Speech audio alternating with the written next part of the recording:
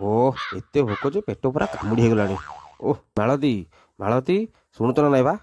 ହୁଁ ହୁଁ ହୁଁ ହୁଁ ଖାଲି ହୁଁ ହୁଁ ହଉଛ, କଥା କହୁନ, ପାଟିରେ ମଣ୍ଡା ମଡ଼ା ହେଇଛି ନା କଣ?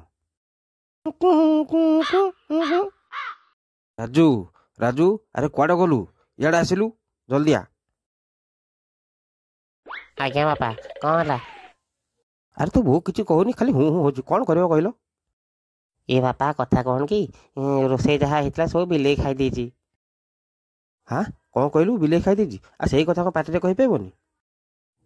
ନାଇଁ ଇଏ ମାନେ କଥା କ'ଣ କି, ଇଏ ବାପା ମୁଁ କାଲି ବୋଉଠୁ ପଇସା ନେଇକି ମାର୍କେଟ ଯାଇଥିଲି ମେଳା ଦେଖିବା ପାଇଁ।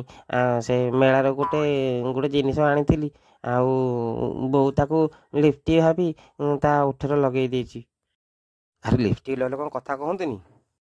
ଇଏ ନାଇଁ ନାଇଁ କଥା କ'ଣ କି ବାପା, ସେଇଟା ଲିପଷ୍ଟିକ୍ ନୁହଁ, ସେଇଟା ହେଉଛି ଫେବିକ୍ୱିକ୍। ଆଉ ବୋଉ ତାକୁ ଭୁଲରେ ଓଠରେ ଲଗେଇ ଦେଇଛି, ଆଉ ସେଥିପାଇଁ କିଛି କହୁନି, ଖାଲି ହେଉଛି।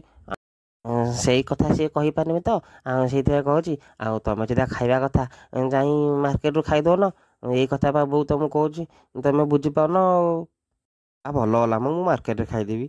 ଆରେ ସେଇ କଥା କହୁନି, ମୁଁ ତ ଜାଣିପାରୁନି। ହଉ ହେଲା, ମୁଁ ମାର୍କେଟରୁ ଖାଇଦେବି। ଇଏ ନାଇଁ କଥା କହିବା ବାପା, ମୋତେ ଟିକେ ସାଙ୍ଗରେ ହେଲେ ହୁଅନ୍ତାନି, ମୁଁ ଟିକେ ଖାଇକି ପଳେଇ ଆସନ୍ତି, ଭଲ ହୁଅନ୍ତା।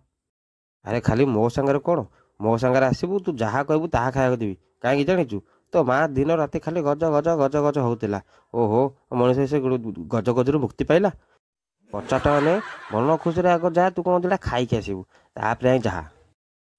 ମୁଁ ଭଲ ବାପା, ହଉ ବାପା, ଯାଉଛି ଯାଉଛି।